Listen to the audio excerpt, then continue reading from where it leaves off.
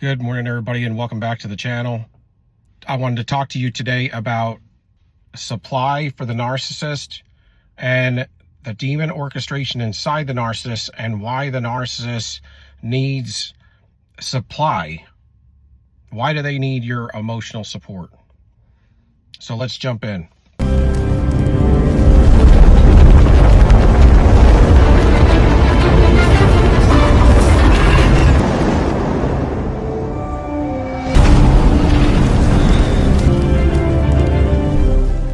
The narcissist, most of the people on this channel, you're here because you know as well as I do, and you have experienced and seen things. The narcissist is demon possessed, which seems to be reprobate, which means you can't even get them helped because they have gone so far that they have lost. What is obvious to us is that when you are a narcissist, you have none of the fruits of the spirit. So you don't have love, you don't have joy, you don't have peace, you don't have kindness, gentleness, goodness, you don't have faith, you don't have hope, you don't have long suffering, and you don't have goodwill towards men, and you don't have good self-control. So there's 9 fruits of the spirit, and they all are tethered to love, meaning they're all connected to love. Meaning if you lose love, then you lose all 9 of those, with love being the first one. Love is the most important. Love is the anchor to all of those. It's the root. And that's why it talks about God is love, God is truth, and God is patient. What the 9 fruits of the spirit are really describing is the essence of who God is. And if you understand those, and that's his character, that he's immovable, he doesn't change from that. That's what you want to cultivate in your life. And through salvation, regular humanity has the 9 fruits of the spirit as well. But through salvation, you gain a deeper understanding of that. And you are able to understand that from a spiritual level. His logic, his understanding, which is amazing. It's all built on love. But what you'll find is that the narcissist does not have these at all. And it's weird because if you've had relationships with regular humanity and then you've had a narcissist, you will find that at least people of the world that are born into regular humanity that haven't given themselves up to demons, they have the ability to have at least some of these or all of these. And again, just like anything else, it runs on a spectrum. But the narcissist absolutely is at 0 on all of these. And then you find out that they have no inside voice and no innate spirit. So they are tethered to love as well, because they are all related to goodness, or what is related to what comes from God, right? That's like your true self. And I'm not talking about your ego. I'm not talking about really your mind, will, and emotions, but your innateness, who you are innately. And then your inside voice, which is never, I don't think that it's ever been wrong with me. And so that's a form of discerning of spirits. If you're living the right way, you will understand these things. But a lot of times we got sidetracked and we weren't living the right life. So because of that, these gifts that we have dwindle. They don't go away, but they dwindle. And that's how we run into the narcissist. But the narcissist is demon possessed. And at some point they got to a place to where they've gotten so bad, which would be reprobate, where they almost are a hybrid. Because y'all, do me a favor, hit the like button, y'all. Please hit the like button. I want to get this one out. And I know, like, if I can get the thumbs up, that I can generate this to get it out to a broader audience. And I'd like to do that with this video. So if you can do that for me, I appreciate y'all. Peace, love you. The way they shut their brain off and the way they let these demons in and to control them. It's like once you lose your innate self, that's your spirit. And then you have no inside voice. And your inside voice is what regulates you. And that's why the narcissist has no regulation, because they have none of the 9 fruits of the spirit. And then they have also no inside voice. So when they are alone, they are truly alone. And what you'll hear from self-aware narcissists is that whenever the demon on a lower level, like mid-range or lower, has to take down somebody, it will tell them what to do, whether to try to hoover them, whether not to, whether it's not the right time, or which tool to use, to take them down, to destroy them, or to get in, and what lies to tell. That's why when you find these narcissists, they're all running on the same tracks. When you get into the upper mid-range and into these greater ultra type narcissists, they said that they get the opportunity to choose because they're intertwined with these things and they know who they are. They're self-aware. So they may have 3 options to take down an individual, and they'll all work. Which one would you like? It's kind of like that. But outside of that, that's the voice they hear. They don't have an inside voice when they're not taking down anybody. So they're literally either absolutely nothing in there. You know how you could talk to yourself, or you could kind of hash your own thoughts out? Well, they can't even do that stuff. That's why they're running around to always be with somebody, because they can't be alone. I wouldn't want to be alone either. And they also need to get the supply. So what's the deal with supply and what's going on here? When they lost their innate self, their innate spirit, because when you get so evil, there comes a point to where what reprobate is a form of like blasphemy type. It's something that denies God all the way down to your innateness, to where you reject everything good. And somehow, some way, they've gotten to the point to where this has occurred. And so their spirit has, you can't have good and evil. My point is, you can't have, at some point, evil will get so bad inside you, and you will deny it and reject it so much that it will have to leave. And then you'll have an empty vacuum. And a vacuum is always filled with a demon. It would never be filled with some other good spirit or something. It's not like an angelic host is going to come in and fill it. It's always a demon. So this is what happens to them. And it's tethered to love as well. So they're all connected to love. So when you lose love, you lose all of that. And so they have to run around and continually get supply. And if they don't get supply, they turn ashen, gray and ashen, you'll hear. And I've seen a photo of this of my ex. And literally, they look somewhat dead. And then you put the stare in there, the deadened stare that they have. And really, literally, there's nothing there. And that's why when you have conversations with narcissists, there's certain things, there's a lot of conversation where they have nothing to say. They're not listening. They don't understand. But if you lost the 9 fruits of the spirit, you just don't understand how much in conversation on a daily basis that you need those and use those to have conversation, meaningful conversation where people understand and they can respond. So when you're lacking those, that's like lacking half of your mind. And then when you get these PETs and MRIs and there's the frontal lobes are missing, they don't light up on PET scans and MRIs. They're shut down. And it talks about in the Bible and in Romans and Timothy that these individuals would sear their heart and their mind, and he'd let them go. And I'm not saying that that's exactly what's going on, but I would say that I'm pretty sure that this is what's spoken of, because you also don't find one that's ever been healed. And it would take spiritual healing, like not just, it would take deliverance and psychological help. And I've never heard a successful case, not one. With all the technology we have, we can go across the whole earth. And we don't have one case. Because if there was one case, we'd all be talking about it. Self-aware narcissists, they may be aware of who they are, but you don't see them on the backside of things. And when they do talk about narcissism, they almost talk about it like it's a game and a joke. Like they're mocking the situation when it was your life. Okay, so I have a problem with that. And they never speak on the spiritual issues that they got delivered from anything, or they don't even speak about God or anything. So to me, they're self-aware, but they're still evil. There's no other way of looking at it. You just don't see the back end of it, or you don't see what their ulterior motives are. So with that being said, they need supply, because if they can't get these things, and you need these things to survive. You need love, you need joy, you need peace and kindness and all that stuff. That's why they would turn ashen and gray. They need that validation, and they also need any kind of emotional that they can get from you, because you're real. And when you're real, and they like highly empathetic people, because highly empathetic people will pour out to them. And when you pour out to them, you start to look like you're sick, and they start to look glowed up, you see. So what they do is, I used to hear that when you give them love and adoration, admiration, fawning and all that stuff, and the attention, that all goes to the mask.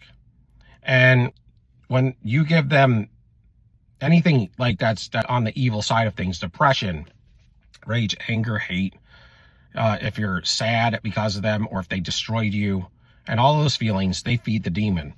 That may be the case, but nevertheless, they traded love for adrenaline. Demons and devils run on adrenaline, and they're addicted to adrenaline. So they need the adrenaline. So they get adrenaline when they take down people, or when they cheat on people, do that duper's delight thing that they talk about. Anything they are doing to get over on people, they get adrenaline from that, and they get adrenaline while they're doing it. You know, the chance of being caught, it can cause adrenaline. That's the feeling. That's what they're addicted to. So instead of love, they have adrenaline. And the only feelings that they can process are evil feelings, really. I mean, even in psychology, they'll tell you this.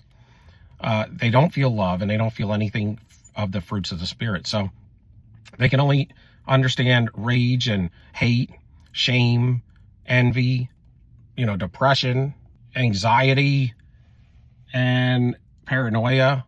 These are things they understand, they can process. They cannot process goodness.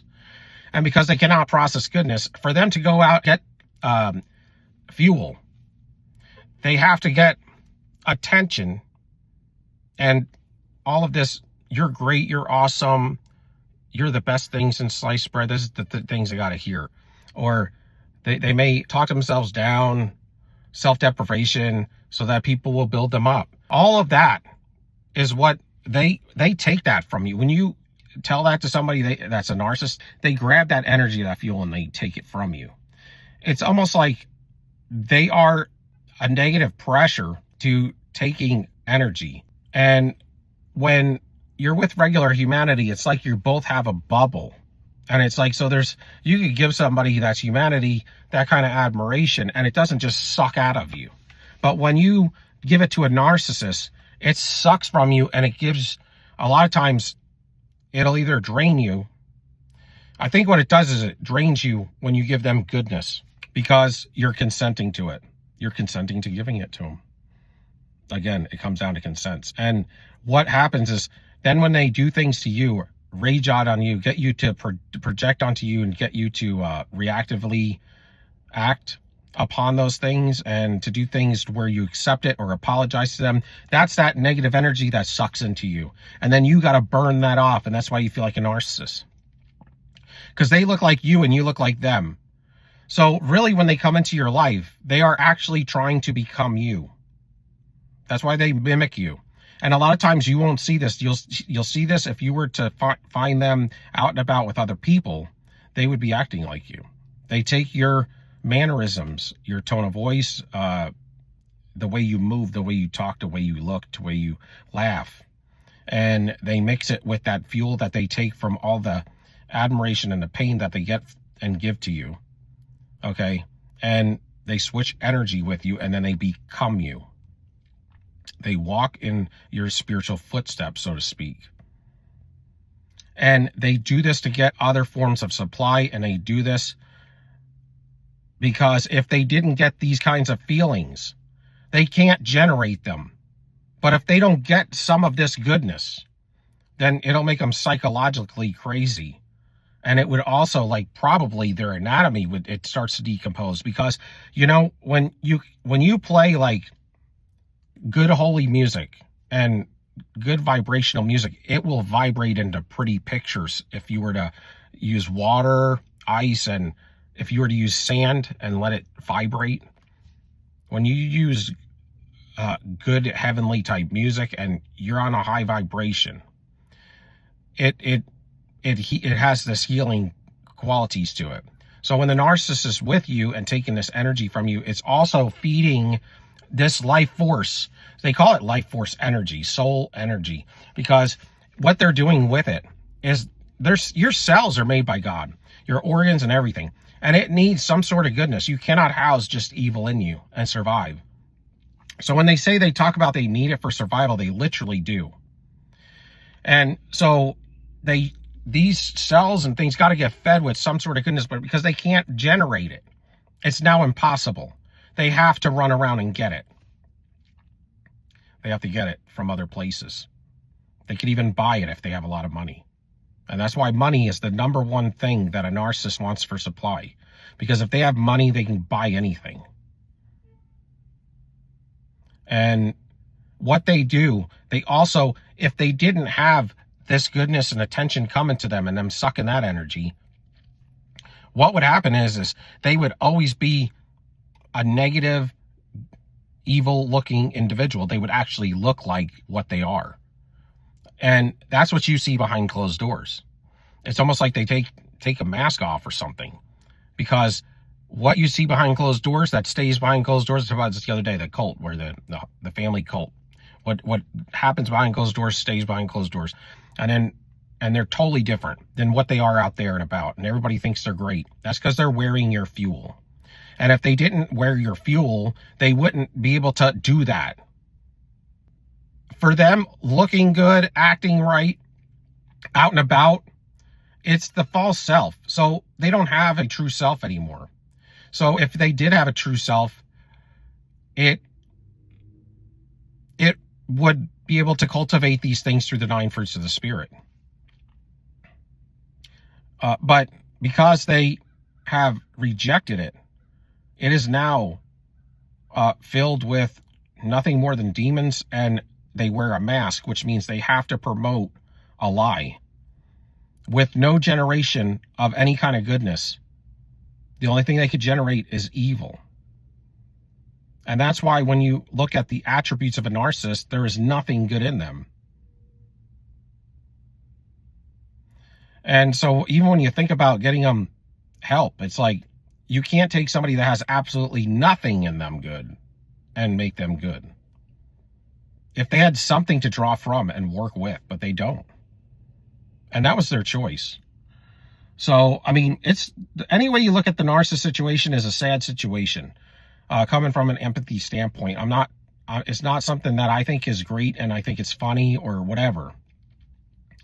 But nevertheless, you have to stay vigilant, and you got to know that this is the truth and the facts.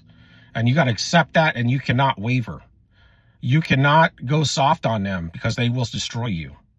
They will come in and fake it and destroy you, and they will get off on it. So there were certain people that, Christ said, and it's spoken of in the word, not to even give them your time, y'all.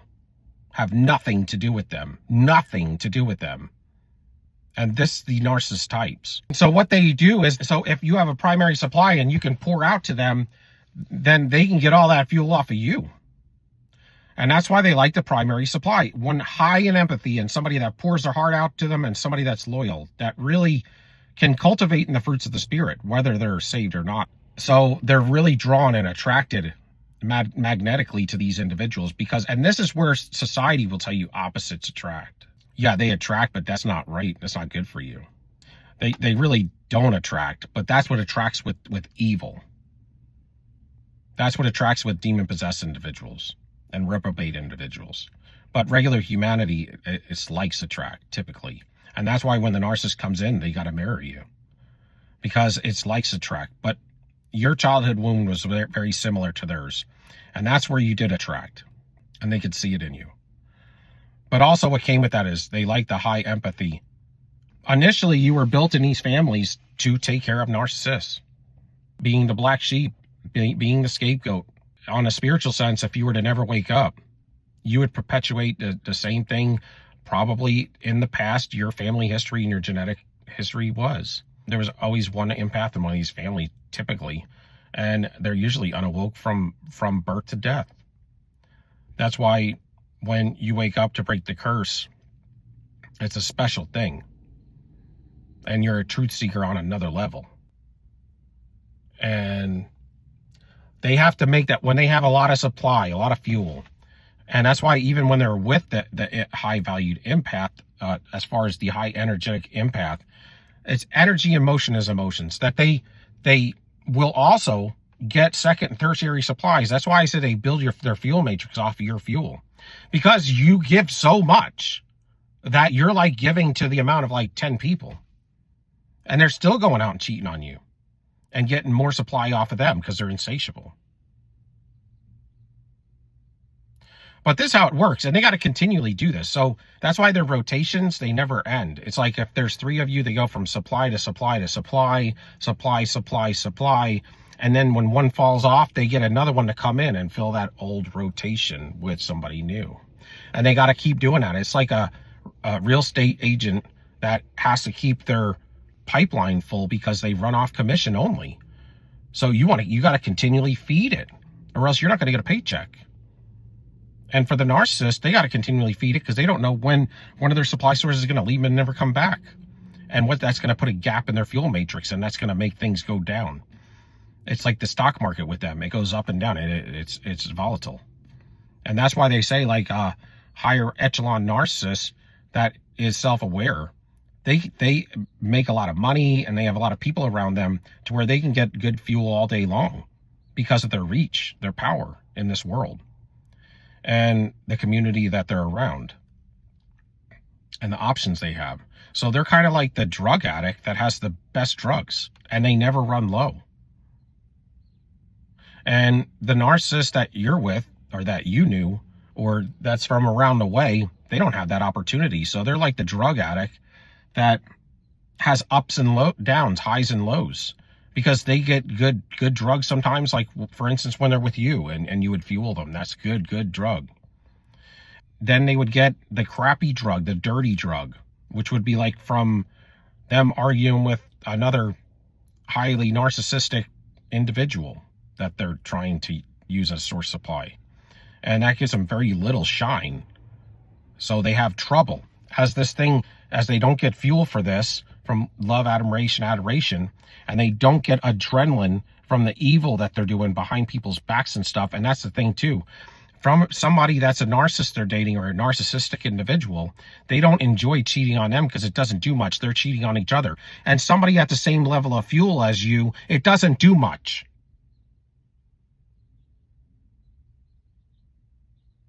It's kind of like 2 cars that are the same thing and they're running off the same octane of fuel. You put 2 drivers in them and they're going to do the same thing, pretty much. But you take one of those cars and you put a higher grade fuel in it, and you'll beat that other person because it's cleaner and it's stronger and more powerful, and it costs more money. It runs cleaner in the system, and it operates at its full potential. So now when the narcissist is with you and you were, say, an unawoke empath, and versus somebody that's highly narcissistic, when their car is running at the same speed as this person they're seeing for supply, it's not going to do anything for them. It's not going to increase, or it's not going to do anything. It may decrease both of them on their fuel level because there's nothing happening. All they could do is fight. That's why 2 narcissists can never be together very long. They can only be together if they're pumped up on empathy fuel. That's why they will cheat on each other when they're cheat on each other's partner and come together at some point, because they're pumped up on their empathy fuel that's back home, both of them. And they'll go out and destroy the world together. But eventually, if they end up coming together, they will then destroy each other. That's the only fuel they can get, is through the adrenaline, because they both have none of the 9 fruits of the spirit. So they would just fight for power and control until they both went wrecked. And a lot of times the narcissist, like for instance, a overt male narcissist is not going to get with a Jezebel covert narcissist because they know they can't trust them. They'll cheat on their empath partner with them, but they would never marry them or want to be with them for long term, because you can never trust a Jezebel, and they know that. And the other narcissist knows that as well. Even the Jezebel knows that. So, but they will support each other sometimes. And so I wanted to go over that to give you a little understanding. They really enjoy the negative fuel because they can process that. That's like the best clean fuel they can get. So when they dupe you and you feel sad and injured and hurt, and when they break up with you and they're stalking you and you look horrible, like you've been beat to shreds by them and you're crying and all of that, that feeds them adrenaline. That's why we say, do nothing, give them nothing. If you give them something, you give them a smile. And that's why you got to keep your energy and close to your frame, your soul energy. Because when you commit to apologizing, when you commit to giving them attention, to they're always seeking that admiration and you give it to them, it sucks right out of you. And there's consequences because it's consent. So the best thing you can say, and I'm trying to do this myself, but when I have something where I'm in somebody's way at the supermarket or anywhere, I used to say, I'm sorry. And I don't say that anymore. I like to now say, I apologize, or excuse me. More like excuse me. Because when you apologize, and I don't want to say apologize either. It's better than I'm sorry though, or I'm sorry. I mean, you're giving fuel away. And it's not necessary. It's not even appropriate, but that's the way you've been brought up. There's little minute, like when I talk about metadata, you've had a lot of metadata that was placed in you by your narcissist hierarchy when you were a kid. And these are things that make you fail. Because they have predestined you in your birth to fail. But God has you predestined from your innate self, and he knows what you can do, and he's ready to do it with you. So if you can give me a like, subscription, and thumbs up, love y'all till next time. Peace. We out.